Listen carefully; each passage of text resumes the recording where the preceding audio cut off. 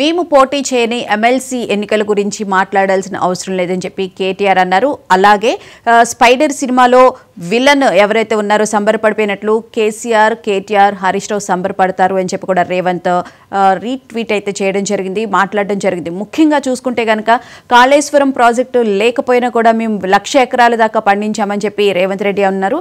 ఇక బడ్జెట్లో ఉన్న డొల్లతనం గురించి బయటపడకూడదని చెప్పి ఫార్ములా ఈ కార్ రేసుకు సంబంధించి నోటీసులు ఇవ్వడం జరిగిందని చెప్పారు. మళ్ళీ ఈ నెల 16ను కూడా నోటీసులు వచ్చే అవకాశం ఉంది అని చెప్పి కూడా కేటీఆర్ అంటూ ఉన్నారు. అయితే ఫార్ములా ఈ కార్ రేసుకు సంబంధించి 46 కోట్లు మేము ఖర్చు పెడితే తప్పు, మరి మిస్ వరల్డ్కి సంబంధించి 450 కోట్లు ఎందుకు ఖర్చు పెట్టబోతున్నారు అని చెప్పి కూడా కేటీఆర్ ప్రశ్నించడం జరిగింది. మేలో హైదరాబాద్లో మిస్ వరల్డ్ పోటీలు జరుగుతున్న నేపథ్యంలో కేటీఆర్ ఇట్లా మాట్లాడినట్లుగా కూడా తెలుస్తుంది. ఇదే అంశానికి సంబంధించి ఇవాళ డిబేట్లో చర్చించుకుందాం. చర్చలో పాల్గొనడానికి మనతో పాటు ఉన్నారు కాంగ్రెస్ జనరల్ సెక్రటరీ మానవతరాయ్, అలాగే నరేష్ బీఆర్ఎస్ నాయకులు. నమస్తే అండి, గుడ్ మార్నింగ్ ఇద్దరికి. మానవతరాయ్ గారు, ముఖ్యంగా చూసుకుంటే కేటీఆర్ కొన్ని కీలకమైన వ్యాఖ్యలు చేశారు. ఎమ్మెల్సీ ఎలక్షన్స్లో మేము పోటీ చేయలేకున్నప్పుడు ఎందుకు మాట్లాడతామని అనడంతో పాటు ప్రజా వ్యతిరేకత ఉన్న నేపథ్యంలోనే ఓడిపోవడం జరిగింది అని చెప్పి కూడా కేటీఆర్ అన్నారు. ఏమంటారు సార్? ఇప్పుడు అది వారి చేతగాంతనం స్పష్టంగా కనపడదు. ఇప్పుడు ప్రతిపక్షంగా 38 మంది ఎమ్మెల్యేలు అంటే కాంగ్రెస్ కు బోను మిగిలిన వాళ్ళు ఉన్నప్పటికీ ప్రధాన ప్రతిపక్షంగా ఉండి ఓట్ల శాతాన్ని సంపాదించి, అంటే వాళ్ళ మీద వాళ్ళకి నమ్మకం లేదు, ప్రజల్లో వ్యతిరేకత ఉందనే ఉద్దేశంతో పట్టభద్రుల దాంట్లో పోటీ చేయలేదు.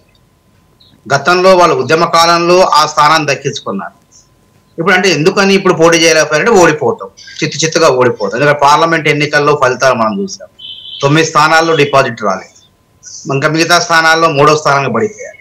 కాబట్టి ఈ వైఫల్యాలు, వరుస వైఫల్యాలు తట్టుకోలేక కాంగ్రెస్ ఎట్లయినా ఓడించాలని చెప్పేసి చీకటి ఒప్పందంలో భాగంగా బీజేపీ అభ్యర్థికి ఓట్లు వేయించిన మాట వాస్తవం. పార్లమెంట్ ఎన్నికల్లో నిజంగా అది బీజేపీ బలం కాదు, అది వాపు, అది బీఆర్ఎస్ వాపు. అది ఇప్పుడు కూడా అంతే. ఇట్లా రెండో ప్రాధాన్యత ఓట్ల దగ్గర నుంచి మొదటి ప్రాధాన్యత ఓట్ల దగ్గర నుంచి మొత్తం అటు కూడా బీజేపీ పడే విధంగా వారు అనేక పథకాలు వ్యూహ రచన చేశారు. సరే, విజయం సాధించారు. దానివల్ల కాంగ్రెస్ ప్రభుత్వానికి వచ్చినటువంటి నష్టం అయితే ఏమీ లేదు. ఎందుకంటే ఈ ఎన్నికల్లో చూసుకొని వాళ్ళు వాపు చూసుకొని బలుపు అని చెప్పి వాళ్ళు మురిసిపోతున్నారు. కాబట్టి కేటీఆర్ గారు కూడా ఆయన సోయి తప్పి మాట్లాడుతున్నారు. కేసీఆర్ సరిపోయినటువంటి నాయకుడు ఎవరు లేరు, అందుకే అసెంబ్లీకి రావట్లేదని మాట్లాడటం, ఈ విధంగా అంటే ముఖ్యమంత్రి అదేవిధంగా మా పార్టీ అధ్యక్షుడు, మాజీ అధ్యక్షుడు రేవంత్ రెడ్డి ఆయన ఓడించి ముఖ్యమంత్రి అయినటువంటి సంగతి వారు మర్చిపోవడం, ఓడిపోయిన తర్వాత మర్చిపోవడం చూస్తుంటే తప్పకుండా కేటీఆర్ గారిని మరి ఎందుకో మంచి హాస్పిటల్లో చూపిస్తే మంచిదని చెప్పి నేను వారికి బీఆర్ఎస్ పార్టీకి సూచన చేస్తాను. ఎందుకంటే అసలు ఇది పోలికే కాదు, అసలు ఆ మాట కూడా మాట్లాడాల్సిన అవసరమే లేదు. ఎందుకంటే మరి లేదనే మేమేమంటాను, కేసీఆర్ గారికి సరిపోయేటువంటి నాయకుడు అంటే ఆయనలాగా కాళేశ్వరంలో 1,00,000 కోట్లు మింగిన నాయకుడు ఎవరు లేరు అక్కడ. అదేవిధంగా ఫార్ములా 1 రేసులో 55 కోట్లు మింగినటువంటి నాయకుడు ఎవరు లేరు అక్కడ. అదేవిధంగా విద్యుత్ ఛార్జీల కొనుగోలులో రాష్ట్ర ప్రభుత్వ ఖజానా గడ్డిపడే విధంగా, ప్రజాధనం దుర్వినియోగం అయ్యే విధంగా మరి పాలించి కమిషన్లు జేబులో వేసుకున్నటువంటి నాయకుడు ఎవరు లేరు అక్కడ. అసెంబ్లీలో ఎవరు లేరు, అటు అధికార పక్షంలో లేరు. అదే విధంగా ఇంకా ఎన్ని చెప్పుకుంటూ పోతే చాంతాడంత లిస్టు అవినీతి ఉంటుంది, అవినీతి భాగవతం ఉంది. సెక్రటరేట్ 100 ఏళ్ళకి సరిపోయే పాత సెక్రటరేట్ ఉంటే కమిషన్ల కోసం, కక్కుర్తి కోసం 630 కోట్లతో జరగాల్సిన దాన్ని 1300 కోట్లు పెంచి జేబులో వేసుకున్నారు. కాబట్టి అట్లాంటి నాయకుడు ఎవరు అసెంబ్లీలో లేడు. కాబట్టి పాపం బహుశా ఆయన, ఎందుకంటే ఈయన అవినీతి మొత్తం కూడా బయటపడిద్దిగా వస్తే చర్చ జరుగుతుంది. కాబట్టి దానికి సమాధానం చెప్పలేక, రాలేమని చెప్పలేక ఈ విధంగా డొంక సాకులు చెప్పుకుంటూ ప్రజల దగ్గర వారు నిట్ట నిలువున బుక్ అయిపోయారు. కాబట్టి అది మంచి రైట్. నరేష్ గారు, గుడ్ మార్నింగ్ అండి. తప్పకుండా ప్రజల గురించి కాంగ్రెస్ ప్రభుత్వాల్లో ఏమన్నా అన్యాయం జరుగుతున్న ప్రజలకు చెప్పాల్సిన బాధ్యత, ప్రజల తరపున మాట్లాడాల్సిన బాధ్యత మేమే చెప్తాం. మేము రావద్దంటలే, మేము ప్రతిపక్ష నాయకుడు అసెంబ్లీకి రావాలి, మాట్లాడాలి, ప్రజాస్వామ్యం విధానాలను మనం పరిరక్షించాలి అని అంటారు. ఇదేం ప్రజాస్వామ్యం అంటే? గెలిస్తే అసెంబ్లీకి వస్తావు, ఓడిపోతే అసెంబ్లీకి రావు. ఇది ఎక్కడ దుర్మార్గం? 2 రాష్ట్రాల్లోని పరిస్థితి అట్లానే ఉందండి. 2 తెలుగు రాష్ట్రాల పరిస్థితి అంటే వీళ్ళిద్దరు అట్లున్నారు. కేసీఆర్, జగన్ ఇద్దరు ఒకే రకమైన మనుషులు. వీళ్ళు ఇద్దరు కలిసి కూర్చొని తిన్నారు కదా, ఆ లక్షణాలు అడిగిపోతాయి. మరి అట్లా చంద్రబాబు నాయుడు గారిని ఆ రోజు పరిస్థితుల్లో ఎంత అవమానపరిచినా ఆయన అసెంబ్లీకి పోయి మాట్లాడిండా లేదా? అదేవిధంగా వ్యక్తిగతంగా దూషణలు చేసినా సరే ఆయన కొట్లాడిండా లేదా? రేవంత్ రెడ్డి గారిని అయితే ఇష్టం వచ్చినట్టు చీల్చి చెండారు జైల్లో, చిన్న చిన్న పిడి కేసులకి జైల్లో నిర్బంధించినా సరే పోరాటం ఆపలేదు, మడమ తిప్పలేదు. ఆయన పోరాటం చేసిండు, ప్రజల తరపున కొట్లాడిండు. కాబట్టే కాంగ్రెస్ అధిష్టానం వారిని ముఖ్యమంత్రిని చేసింది. కాబట్టి అధికారంలో ఉంటే ఒక రకంగా, ప్రతిపక్షంలో ఉంటే ఇంకో రకంగా ఈ విధంగా వ్యవహరించవద్దు అనేది మా అభిప్రాయం. ఈ విధంగా చిల్లర మాటలు మాట్లాడొద్దు దయచేసి. ఒక ప్రతిపక్షం మాజీ మంత్రి చేశారు వారు, పార్టీ వర్కింగ్ ప్రెసిడెంట్. సరిపోయే నాయకుడు లేదంటే అసలు ప్రజాస్వామ్యం ఇదేం కొలమానం? నిన్ను ఓడించి, నీ కళ్ళ ముందు నిన్ను ఓడించిండు, నిన్ను ఓడించి ముఖ్యమంత్రి పీఠం ఎక్కిండు. పీఠం మీద హుందాగా మాట్లాడారు, చాలా హుందాగా. మేము ఎన్నడూ కూడా కేసీఆర్ గారిని వారు మర్యాదగా మాట్లాడిన వారు గొప్ప, ఇప్పుడు ప్రతిపక్ష నాయకుడుగా రావాలని మా ముఖ్యమంత్రి గారు కోరుకున్నారు తప్ప రావద్దు, దూరంగా ఉండాలని ఎన్నడూ కూడా కోరుకోలేదు. ఇది గుర్తుపెట్టుకోండి. రైట్. నరేష్ గారు, ముఖ్యంగా కేటీఆర్ అలాగే కిషన్ రెడ్డి ఇద్దరు ఒక్కరే అని చెప్పి మళ్ళీ రేవంత్ రెడ్డి గారు అనడం జరిగింది. సీఎం రేవంత్ రెడ్డి గారు ఏమంటారు? అసలు ఇండైరెక్ట్ గా మొన్న ఎమ్మెల్సీ గెలిపించింది ఆ రేవంత్ రెడ్డి మాటలు. మళ్ళీ దాన్ని వారి మీద అపవాదం వచ్చేసి ప్రజలంతా, అంటే కాంగ్రెస్ పార్టీ కార్యకర్తలు కూడా ఈ నాయకుడు ఈ రకంగా చేస్తుండు, ఈ మా నాయకుడు అయినా కాదని చెప్పి డౌట్ పడుతుంటే అధిష్టానం దగ్గర కార్యకర్తలకు అదే డౌట్ పడతా ఉన్నారు. కాబట్టి దాన్ని పక్కదారి పట్టించే విధంగా బీఆర్ఎస్ పార్టీ మీనో, లేకపోతే కేటీఆర్ గారి మీనో, లేకపోతే బీఆర్ఎస్ పార్టీ కార్యకర్తల మీనో, బీఆర్ఎస్ పార్టీ కాబట్టి బీజేపీ గెలిచిందని చెప్పి ఇట్లాంటి నాయకులకు అందరూ ట్రైనింగ్ ఇచ్చి టీవీలో మాట్లాడిపిస్తా ఉన్నారు. అయితే నేనేమంటా ఉన్నాను, కేటీఆర్ గారిని మీరు ఇష్టం వచ్చిన మాట్లాడితే ఊరుకునేది లేదు. ఎవరు జాయిన్ కావాలి హాస్పిటల్లో, ఎవరిని జాయిన్ చేయాలి హాస్పిటల్లో, మీ నాయకుడిని జాయిన్ చేయాలి. ఎందుకంటే దిల్సుఖ్నగర్లో విమానాలు దొరుకుతాయని చెప్పి మాట్లాడినోడు, తర్వాత తెలంగాణకు సముద్రం వచ్చారని చెప్పిన వాళ్ళని మెంటల్ హాస్పిటల్ జాయిన్ చెప్పి ఎవరిని జాయిన్ చేయాలండి? ఇష్టానుసారంగా మాట్లాడితే మాట్లాడకపోతే కొంచెం అర్థం చేసుకొని మాట్లాడాలి, అర్థంతో మాట్లాడాలి. అంటే ప్రజాస్వామ్య వ్యవస్థలో ఓడగొట్టినంత మాత్రాన మేమే తెలియగలలో మీరు మాట్లాడితే మీరు వినాల్సిందే అని ఇక్కడ ఉందా? ఎక్కడన్నా ప్రతి పార్టీకి ఒక వ్యూహం ఉంటుంది. ఆ వ్యూహంలో భాగంగా ఈ రోజు మేము ప్రజల తరఫున కొట్లాడుతా ఉన్నాం. మీకు అది చేతగాక చేతగాక ఈరోజు కోర్టు కూడా మొట్టకాయలు వేస్తా ఉంది కదా. హైదరాబాద్ మీద ఎన్ని రకాలు మాట్లాడుతూ ఉంది, లగచర్ల మీద కోర్టు స్టే ఇచ్చింది కదా. అంటే మీరు తీసుకున్న నిర్ణయాలు ప్రభుత్వం ఎవరికైతే ప్రజలకు అనుకూలంగా లేవో, ప్రజలకు వ్యతిరేకంగా నిర్ణయాలు ఉన్నాయి కాబట్టి కోర్టులు వ్యతిరేకంగా మాట్లాడుతున్నాయి, ప్రతిపక్ష పార్టీ వ్యతిరేకంగా మాట్లాడుతున్నాయి, ప్రజలు కూడా వ్యతిరేకంగా ఉన్నారు. మీకు దాన్ని మీరు చెప్పలేక, ప్రజలు అర్థమయ్యేటట్టు మాట్లాడలేక, లేదా మీరు చేసిన తప్పును కప్పుపుచ్చుకునే విధంగా మాట్లాడే విధంగా ఈరోజు కేటీఆర్ గారి మీద, కేసీఆర్ గారి మీద ఇష్టం మాట్లాడుతూ ఉన్నా అంటే మా పార్టీ శ్రేణులు ఊరుకోవు. దయచేసి మేము ఇప్పటికైనా ఒక రిక్వెస్ట్ చేస్తా ఉన్నాం, మీరు మీ ప్రభుత్వాన్ని నడుపుకోవడానికి మాకు ఇబ్బంది ఏం లేదు, కానీ ప్రజలకు కావాల్సిన విషయంలో ప్రజలకు అన్యాయం జరిగితే ఖచ్చితంగా మేము ప్రజల తరఫున కొట్లాడతాం. కొట్లాడినంత మాత్రాన, మీకు వ్యతిరేకత వచ్చినంత మాత్రాన మా నాయకులని, మా కార్యకర్తలని ఇష్టం వచ్చిన మాట్లాడతాం, అరెస్టులు చేస్తాం, కేసులు పెడతామంటే ఊరుకునేది. ఖచ్చితంగా దానికి ఏదో టైం వస్తుంది, మళ్ళీ ఏ రకంగా చూసుకోవాలో కూడా అర్థం చేసుకోవాల్సిన అవసరం ఉంది. ఇంకొక విషయం మాట్లాడుతా ఉన్నాం, ఈ రోజు కాళేశ్వరం మీద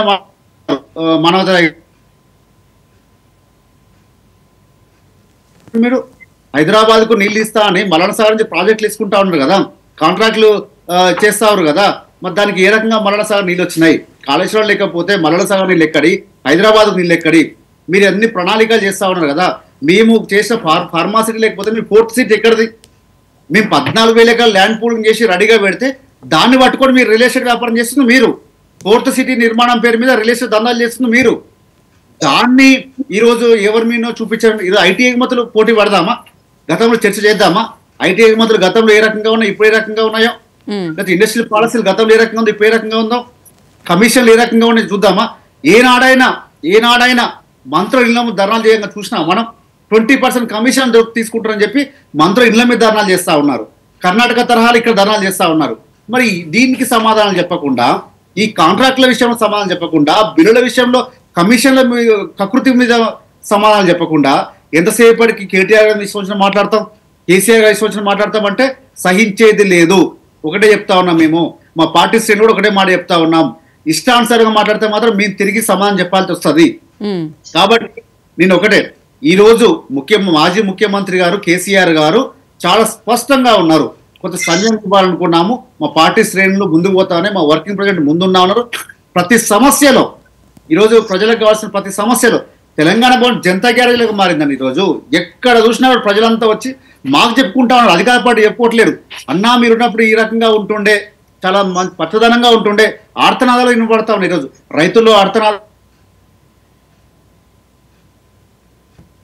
దగ్గర పోతే ఆర్తనాదాలు ఒట్టు ప్రభుత్వము, ఇంత ప్రజలు నేర్పించిన ప్రభుత్వము ప్రజలకి అవసరమా? ఇది ప్రజలకు మంచి చేస్తా అనుకుంటున్నారా? ఈరోజు మహిళల్ని కోటి మంది మహిళల్ని కోటీశ్వరాలు చేస్తా ఉన్నారు. మరి 16 నెలలు అయింది కదా, ఇప్పటికీ ఒక్కరైనా కోటీశ్వరాలు చేసిరా? ఉంటే ఆధారాలు బయట పెట్టండి. 5 సంవత్సరాల్లో మీరు 1 కోటి మంది చేయాలంటే సంవత్సరానికి 20 లక్షల మంది చేయాలి. ఈ 20 లక్షల మంది ఎవరు చెప్పండి? ఈ 20 లక్షల మందిలో ఎవరు చెప్పండి? కోటీశ్వర్లైన మహిళలు ఎవరు చెప్పండి? మీరు ఇచ్చిన పథకాల వల్ల, మీరు సంక్షేమ పథకాల వల్ల, మీరు ఇచ్చిన పెట్టుబడుల వల్ల, మీరు ఇచ్చిన రుణమాఫీల వల్ల, లేకపోతే ఏదన్నా పథకం వల్ల అయినటువంటి ఒక్క మహిళ పేరు చెప్పండి. మేము మాట్లాడుకుంటా ఉంటాం. కానీ వచ్చిన మాట్లాడుతూ ఉంటాం, మేము ఏదైనా మాట్లాడుతూ ఉంటాం, మీరు ఎదురు మాట్లాడుతూ అనుకుంటే ఇది ఎట్లా సాధ్యమవుతుంది? తులం బంగారం ఇచ్చిరండి ఎవరికన్నా? ఈరోజు మహిళల మీద పెద్ద పెద్ద మీటింగ్లు పెట్టి చెప్తా ఉన్నారు కదా, కళ్యాణ లక్ష్మి తులం బంగారం ఇస్తున్నారా? కళ్యాణ లక్ష్మి చెక్కులు వస్తున్నాయి అసలు? రైతు బంధుకు ఒక 5 రోజులు అయితే నీళ్ళు వస్తాయి మేము బయటపడతామంటే, ఇది ఒక కాల్ రికార్డింగ్ మన వచ్చింది.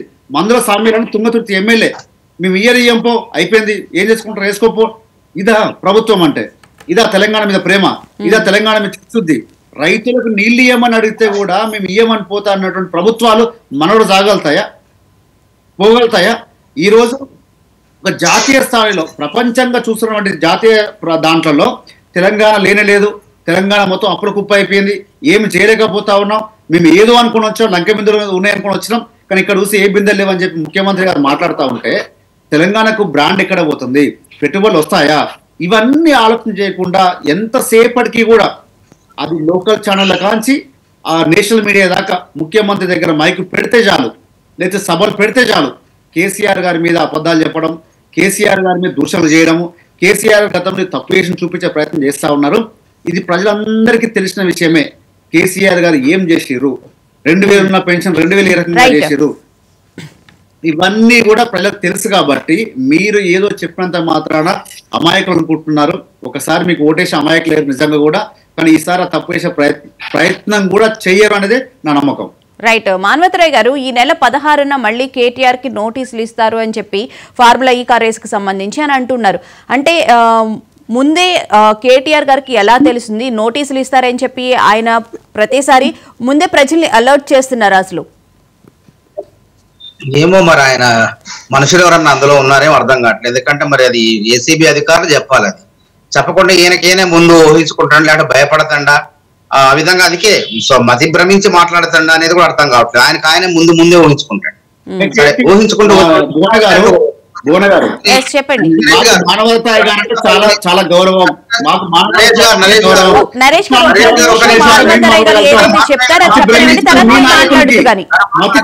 మీ నాయకుడికి పరిపాలన చేతగానే మీ నాయకుడికి మీరు మాట్లాడతా ఉన్నారు.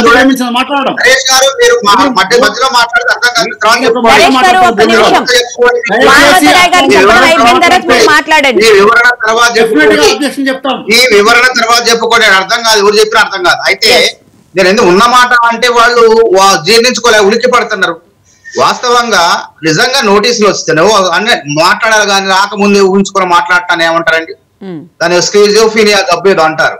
అంటే భయపడటం, దానికి భయపడటం. కాబట్టి ఇట్లా మాట్లాడదు. అదే విధంగా ఆయన ఆతమైనటువంటి భయానకంలో వాతావరణంలో ఉండి చట్టసభనే అగౌరవపరుస్తారండి. చట్టసభలో మా ఆయన కన్నా గొప్పోడు ఎవడు లేడు, మా నాయన కన్నా దోచుకున్నోడు ఎవడు లేడు, అందుకే రావట్లేదు. ఎట్లా మాట్లాడతారండి? అంటే స్పీకర్ ని, అసెంబ్లీని, మండలిని అవమానపరిచినట్టు. అందుకే నేను మీ మహా న్యూస్ ద్వారా ఒకటే కోరుతున్నా, కేటీఆర్ గారి పైన చట్టపరంగా చర్యలు తీసుకోవాలి స్పీకర్ గారు. యోధాన యోధులు ఎంతో మంది ఉన్నారు అక్కడ, రాజకీయ ఉద్దండులు ఉన్నారు, కేసీఆర్ గారితో పనిచేసిన వాళ్ళు ఉన్నారు. అయినప్పటికీ తక్కువ చేసి మాట్లాడటం, కించపరచడం అనేది క్షమించాలన్నటువంటి నేరం. కాబట్టి స్పీకర్ గారిని మేము డిమాండ్ చేస్తున్నాం, కోరుతున్నాం. అయ్యా, ఈ విధంగా అవమానపరుస్తున్న చట్టసభల్ని వెంటనే కేటీఆర్ గారి పైన చర్య తీసుకోమని చెప్పి మేము స్పీకర్ గారిని కోరతాం. అదే విధంగా అసలు వాళ్ళు అవకాశం ఇస్తే 10 సంవత్సరాలు కాళేశ్వరం ప్రాజెక్టు కట్టి ఏం ఉపయోగమైంది? హైదరాబాద్ కి జలాలు రావటం అనేది ప్రాణహిత చేవిలలో ప్రాజెక్ట్ లో ఉన్న భాగం. అది ఆ 2 టీఎంసీలో 2 టీఎంసీలు వచ్చి తాగునీటి అవసరాలు తీర్చాలి ఇక్కడ. అదే విధంగా దానిలో భాగంగా కాళేశ్వరం ప్రాజెక్ట్ లో ఉన్నటువంటి అంశం కూడా అదే. తర్వాత మల్లన్న సాగర్, కొండపోచమ్మ సాగర్ వచ్చిన తర్వాత హైదరాబాదు యొక్క తాగునీటి అవసరాలు తీర్చాలనేది కట్టారు. కానీ నీళ్లు రాకపోయినా భవిష్యత్ అవసరాల కోసం వాడుకోవాలి కాబట్టి దాన్ని పునరుద్ధరిస్తున్నాం. అంటే ఆపమని చెప్తారా చెప్పండి? కట్టొద్దంటారా? హైదరాబాద్ నీళ్ళు ప్రజలకు ఓ పక్క కృష్ణా జలాలు అందించింది కాంగ్రెస్ ప్రభుత్వాలే, గోదావరి జలాలు అందిస్తున్నది కాంగ్రెస్ ప్రభుత్వాలే. ఇప్పుడున్నటువంటి ఈ శ్రీశైలం ప్రాజెక్టు ద్వారా మల్లన్న సాగర్, కొండపోచమ్మ ద్వారా కూడా హైదరాబాద్ ప్రజల యొక్క భవిష్యత్ అవసరాలకు తాగునీటి అవసరాలు తీర్చేది కూడా కాంగ్రెస్ ప్రభుత్వాలే. కాబట్టి వాళ్ళు ఏం మాట్లాడుతున్నారో ఇష్టం వచ్చినట్టు మాట్లాడుతున్నారు అండ్ అధికారం పోయేసరికి. కాబట్టి నిర్మాణాత్మక ప్రతిపక్షంగా వ్యవహరించండి. తెలంగాణకు అన్యాయం జరుగుతుంది. మీరు బీజేపీకి కలిసి మీరు ఉండటం మూలంగా తెలంగాణ 10 ఏళ్లు రావాల్సిన వాటిని దక్కించుకోలేదు. కాంగ్రెస్ ప్రభుత్వం రేవంత్ రెడ్డి గారు వచ్చిన తర్వాతనే, కాంగ్రెస్ నాయకులు కొట్లాడిన తర్వాతనే వరంగల్ కాజీపేటకు రైల్వే కోచ్ ఫ్యాక్టరీ ఇప్పటికే అనుమతి అయింది, అనుమతులు మంజూరు అయింది అన్నట్టు వార్తలు వచ్చినాయి. ఆ పనులు ఎప్పుడు ప్రారంభిస్తారో తెలియదు. గిరిజన యూనివర్సిటీని మీ హయాంలో 10 ఏళ్ళు నిర్లక్ష్యంగా వ్యవహరించడం మూలంగా మీరు ఇద్దరు కలిసి మరి ఉండటం మూలంగా ఆ గిరిజన విశ్వవిద్యాలయం ఇంతవరకు తరగతులు ప్రారంభం కాలే. పక్క రాష్ట్రంలో 2 బ్యాచ్లు బయటికి పోయినాయి. విభజన చట్టంలో హామీ అది. బయ్యారం ఉక్కు ఫ్యాక్టరీకి గతి లేదు. అరే విశాఖ స్టీల్ కు 3,500 కోట్లు ఇచ్చి తెలంగాణకి ఇవ్వరా, బయ్యారానికి ఇవ్వరా? ఏంది అసలు ఇంత అన్యాయం? మీరు మాట్లాడరు ఎందుకని అసలు దీని గురించి?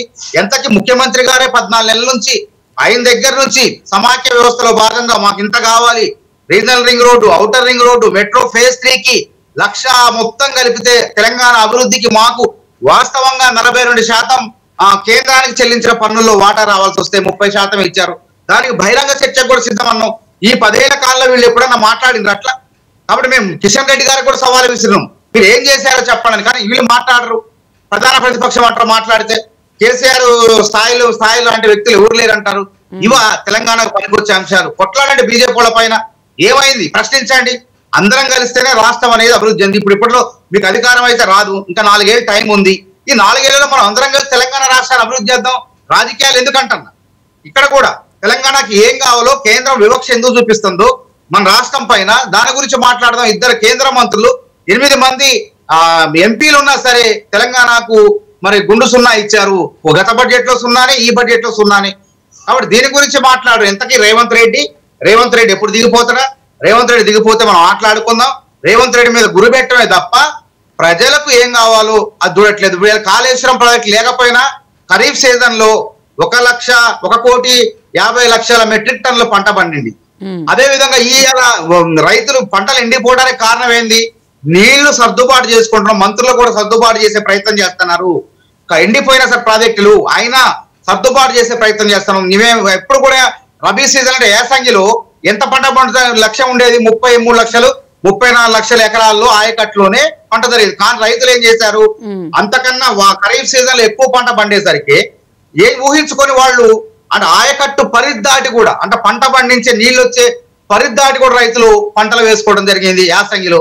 తద్వారా అయినప్పటికీ కాంగ్రెస్ ప్రభుత్వం ఏదో రకంగా ప్రాజెక్టుల్లోంచి నీళ్లను తరలించే ప్రయత్నం చివరి ఆయకట్టు వరకు కూడా ప్రయత్నం చేస్తుంది. ఆ తర్వాత ఆయకట్టు తర్వాత ఉన్నటువంటి పొలాలు కొన్ని ఎండిపోతున్నాయి. దాన్ని మేము బాధపడుతున్నాం. వాళ్ళని ఏ విధంగా ఆదుకునే ప్రయత్నం చేయాలని చెప్పి మా యొక్క మంత్రి ఉత్తమ్ కుమార్ రెడ్డి గారు, వ్యవసాయ మంత్రి, నీటిపారుదల శాఖ మంత్రి ఉత్తమ్ కుమార్ రెడ్డి గారు నిన్న కూడా విలేకరుల సమావేశం చేశారు. అధికారులు మొత్తం కూడా అప్రమత్తం చేశారు. ఎక్కడ కూడా ఫామ్ హౌస్ లో మేము పడుకోలేదు, మాకు అవకాశం అవసరం లేదు, మినిస్టర్ కోటలో పడుకోవటాలు లేవు, ప్రజల మధ్యనే ఉండుకుంటూ ఏ సమస్య వచ్చినా టన్నెల్ దగ్గర కూర్చొని సజీవంగా దేవాలని ప్రయత్నం చేసినాం. బాధాకరం, చనిపోయినట్టు వార్తలు వస్తున్నాయి. ఒక వ్యక్తిని తీసుకొచ్చినాం.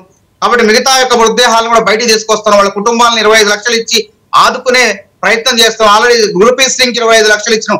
ఈ విధంగా సవ్యంగా పరిపాలిస్తుంటే వాళ్ళ హయాంలో మొద్దు నిద్ర పోయి తెలంగాణ రాష్ట్రానికి రావాల్సిన నిధుల విషయంలో ఇప్పుడు కనీసం దాని గురించి కూడా సోయి లేదు, మాట్లాడలేదు. ఎంతకీ రేవంత్ రెడ్డి ఆయన టార్గెట్ చేయడమే తప్ప వీళ్ళకి వేరే పని లేదు. ఇది స్పష్టం అయిపోయింది. హలో రైట్ నరేష్ గారు, ముఖ్యంగా చూసుకుంటే ఫార్ములా ఈ కార్ రేసుకు సంబంధించి 46 కోట్లు మీ ఖర్చు పెడితే తప్పు, 450 కోట్లు మిస్ వరల్డ్ పోటీలకు ఎలా ఖర్చు పెడుతున్నారు అని చెప్పి కేటీఆర్ గారు అనడం జరిగింది. అంటే అప్పుడు మరి అంతర్జాతీయంగా హైదరాబాద్ బ్రాండ్ ఇమేజ్ని పెంచడం కోసమే కదా మీరు కూడా ఫార్ములా ఈ కార్ రేసుకు సంబంధించి బడ్జెట్ కేటాయించింది. మరి ఇప్పుడు అదే నేపథ్యంలో బ్యూటీకి సంబంధించి మిస్ వరల్డ్ పోటీలు అని అంటే చాలా ప్రాముఖ్యత ఉన్న పోటీలు, అలాంటిది హైదరాబాద్లో నిర్వహిస్తున్నారు. దాంట్లో తప్పేముంది? తప్పని ఎవరున్నారండి? మోహన్ గారు, మీరు తప్పు అంటలేము. వారి ద్వంద్వ వైఖరిని ప్రజలకు చూపిస్తా ఉన్నాం. ఉమ్, అంటే 40 కోట్లు వెచ్చించి ఈ ఇమేజ్ పెంచుతామంటే ఆనాడు మా మీద తప్పులు వేసారు కదా, అవినీతి అన్నారు కదా, ఆ అవినీతిలో భాగంగానే మీరు చెప్పిన మాట మీద మీరు నిలబెట్టుకోలేకపోయారు కదా, అవినీతి నిరూపించలేకపోయారు కదా, కేవలం జరిగే ప్రక్రియ మిస్టేక్ అని చెప్పారు కదా. ఇప్పుడు మానవత గారు మాట్లాడుతున్నారు 46 కోట్లు తిన్నారని చెప్పి, ఏం మాట్లాడుతారో వాళ్ళకి అర్థం కావట్లేదు. వారు చెప్పిన మాట మళ్ళీ నేను రిపీట్ చేస్తా ఉన్నాను. మరి ఎవరైతే హాస్పిటల్ చూపించుకోవాలో వారే చూపించుకోవాల్సిన అవసరం ఉంది. వారి FIR లోనే, వారి మాటల్లోనే, వారి దాంట్లోనే ఇక్కడ అవినీతి జరగలేదు, అది వెళ్లే విధానం ప్రక్రియ అనేది మిస్ అయిందని చెప్పి వారు మాట్లాడుతూ ఉంటే, మానవతయ్య గారు మాత్రం ఏమంటా ఉన్నా 46 కోట్లు తిన్నారని చెప్పి. నిజంగా మీరు ఆ మాట ఒక అధికార ప్రతినిధిగా మాట్లాడుతూ ఉన్నారు, చెప్పండి దాని మీద మీరు దేనికైనా సిద్ధమవుతారు చెప్పండి, నేను దానికి చర్చకు ఎక్కడైనా సిద్ధంగా ఉంటా. మీ ప్రభుత్వం అన్న మాటనే, మీ ACB అధికారులు అన్న మాటనే మీరు ఒకసారి పూర్తి చేసుకోండి, వినండి.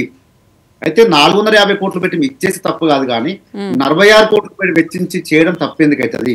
అసలు దాన్ని వెనక్కి రాకపోవడానికి కారణం మీరే కదా, మీ ప్రభుత్వమే కదా. ఒకవేళ సరైన ప్రక్రియ తీసుకుపోయి ఉంటే అది యూటిలైజ్ అయ్యేది కదా, బ్రాండ్ పెరిగేది కదా. మనకు ఎన్నో కొన్ని కంపెనీలు మనకు ముందస్తుగా మన మన రాష్ట్రాన్ని ఎంచుకున్నాయి కదా. వెనక్కి తీసుకుపోవడం వల్ల మన ప్రపంచ స్థాయిలో ఈ తెలంగాణకు ఒక స్టెబిలిటీ లేదు అనేది ఒక మెసేజ్ మనం పంపించినాం కదా. ఇదన్నిటికీ కారణం మన తెలంగాణ ప్రభుత్వమే కదా. మరి అసలు దీనికి లాస్ అయిందే రేవంత్ రెడ్డి గారి నిర్ణయాల వల్ల. వారి మొదటి చర్చలో ఎక్కడ మాట చెప్పలేదు, వారు మాట్లాడి వెళ్ళిన తర్వాత ఎక్కడ మాట్లాడలేదు. ఆ తర్వాత 2 నెలల సమయం తర్వాత దాన్ని క్యాన్సిల్ చేసుకుంటూ వీరు మాట్లాడడం, మళ్ళీ వాళ్ళు మేము గేమ్స్ ఆపేసని చెప్పి ఫార్ములా ఈ రేస్ వారు మాట్లాడడం, ఇవన్నీ అందరికి తెలిసిన విషయం, కొత్త జరిగిందేం కాదు. కానీ దీన్ని కూడా రాజకీయంగా ఉపయోగించుకోవడం కోసం, రాజకీయంగా లబ్ధి చెందడం కోసం, ఏదైనా అవినీతి పేరు మీద వీరి మీద మరక వేయాలని ఒక ఆలోచనతో, దుర్బుద్ధితోని గతంలో నోటీస్ ఇవ్వడం జరిగింది. రాబోయే రోజు నోటీస్ వచ్చే అవకాశాలు ఉన్నాయని చెప్పి చెప్తామండి. ఎవరి సోర్సెస్ వరకు ఉంటాయి. తర్వాత ఇంకొక విషయం, మీరు మీ మొత్తం సమీక్షలే దాని మీద ఉన్నాయి కదా, మీ ప్రభుత్వ సమీక్షలే మా మీద ఉన్నాయి కదా, ప్రజల మీద లేవు. ఈరోజు విద్యాశాఖ మంత్రిగా ఉండి విద్య ఏ రకంగా పోతుందో సమీక్ష లేవు. తర్వాత హోంశాఖ మంత్రి ఉండి ఇన్ని రకాల హత్యలు ఏ రకంగా అవుతున్నాయి, ఏమవుతుందో దాని సమీక్షలు లేవు. ఎంతసేపటికి సమీక్ష చేయాలంటే KTR గారిని ఏ రకంగా ఇరికించాలి, KCR గారిని ఏ రకంగా ఇరికించాలి, KCR గారిని ఏ రకంగా మాట్లాడాలి, దీని మీద సమీక్షలు అవుతా ఉన్నాయి తప్ప ఎక్కడ కూడా సంక్షేమ పథకాల మీద సమీక్షలు కావట్లేవు. ఎండిపోతున్న భూముల మీద సమీక్షలు కావట్లేవు. ఒక KCR గారు ఇప్పటివరకు ఆగుతున్నానండి, ఎందుకు భూమి ఎండుతో చెప్పి ఉరికిస్తా ఉండే ఒక్కొక్క మంత్రులని, ఒక్కొక్క అధికారులని, ఒక గుంట భూమి ఎండిపోద్దని. ఈ రోజు ఎకరాలకు ఎండిపోతా ఉంటే ముఖ్యమంత్రి గారు ఏం మాట్లాడతారండి? ఎండల వల్ల ఎండిపోతా ఉంటే మా తప్పు ఏముంది అని చెప్పి మాట్లాడుతూ ఉన్నారు. ఇంత నిర్లక్ష్యమా రైతులు అంటే? ఎండల వల్ల ఎండిపోతా ఉంటే మా తప్పే ఉందని మాట్లాడతారా ఒక ముఖ్యమంత్రిగా ఉండి? ఫుడ్లో ఏదో ప్రాబ్లం చనిపోతే మా తప్పేముంది అని గిరిజనుల విద్యార్థుల మీద మాట్లాడతారు. ఇంత అన్యాయంగా మన ముఖ్యమంత్రి గతంలో ఇప్పుడు చూసినాం మనం. ఇంత అసమర్థ ముఖ్యమంత్రి, ఎక్కడెవరో ప్రజల మీద కాంక్ష లేకుండా ఎంతసేపటికి కూడా వారి పోరాటం, వారి ఆరాటం అంతా కూడా వారి కుటుంబం, వారి కాంగ్రెస్ పార్టీ పెంచుకోవడానికి తప్ప ఎక్కడ కూడా ప్రజల కోసం పనిచేసినట్టు కనబడట్లేదు. కాబట్టి మేము విమర్శిస్తా ఉన్నాం. అది వాస్తవం. ఈ రోజు నుంచి గతంలో 6 నెలల నుంచి ఈ రోజు వరకు చాలా మంది పోల్లు పెట్టిరు, ఎంతో మంది పోల్లు పెట్టిరు. అంతేందుకంటే తెలంగాణ కాంగ్రెస్ పోల్ పెట్టింది. ఎక్కడన్నా కూడా మీ ప్రభుత్వాన్ని కానీ మీ ముఖ్యమంత్రి గారిని మెచ్చుకున్నారా? మీ కాంగ్రెస్ పార్టీ హ్యాండిల్లో కూడా మేము బయట చెప్పట్లేము. మీ కాంగ్రెస్ పార్టీ హ్యాండిల్లతో సహా, ఎమ్మెల్సీ ప్రొఫెసర్ నాగేశ్వరరావుతో సహా, మాజీ ఎమ్మెల్సీ, వారు పెట్టిన సర్వేలో ఎక్కడన్నా కూడా మీ ప్రభుత్వం బాగుందని చెప్పి ప్రజలు తీర్పు ఇచ్చినారా? ఇప్పటికి కూడా అర్థం కాకపోతే ఇప్పటికి కూడా ఎదురుదారి చేస్తా ఉన్నామండి. Right, thank you so much Naresh గారు, థ్యాంక్ యూ సో మచ్ మానవత రాయ్ గారు డిబేట్ లో పాల్గొన్నందుకు. ఇది ఇవాంటి మహా డిబేట్.